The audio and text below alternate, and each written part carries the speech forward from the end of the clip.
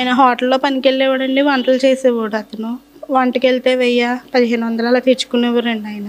ఆయన సారా తాగి చనిపోయాడు. 2022లో చనిపోయారండి ఆయన.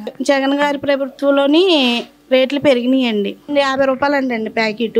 ఇది 200, 300 ఎట్టి కొనుక్కునే బదులు ఇది 100 రూపాయలకు 2 ప్యాకెట్లు వస్తున్నాయి కదా అని చెప్పని తెచ్చుకుని తాగేవాడండి. వీటికి అలవాటు పడ్డాడండి. ఇతనికైతే ముందు 7-8 సంవత్సరాల నుంచి అలవాటు ఉందండి. రేట్లు పెరిగిన కాడి నుంచి సారాకి అలవాటు పడ్డాడండి. నేనే కాదండి, 27 మంది చనిపోయారండి. వాళ్ళ కుటుంబాలు కూడా ఇలాగే రోడ్డున పడినాయండి. ఈయనన్నిటికి కారణం సారానండి. కానీ ఆ సారాన్ని అరకట్లేదండి. ఎవరి పని వాళ్ళే చేసుకుంటున్నారండి. మేము నష్టపోయామండి. మా తాడుబొట్లు తెగిపోయి మా పిల్లలు రోడ్లు పడి మేము ఇలాగ అయిపోయాం కానండి. వాళ్ళ పని వాళ్ళు చేసుకుంటున్నారు, వాళ్ళ వ్యాపారాలు వాళ్ళే చేసుకుంటున్నారండి. కానీ ఆ టైంలోని ఫుడ్ పాయిజన్ అని అదని ఇదని చెప్పని మా దగ్గర బియ్యమని, ఉల్లిపాయలని, పప్పుని, పచ్చిమిరకాయలని అన్ని ట్రీట్మెంట్ చేయడానికి తీసుకెళ్లారండి.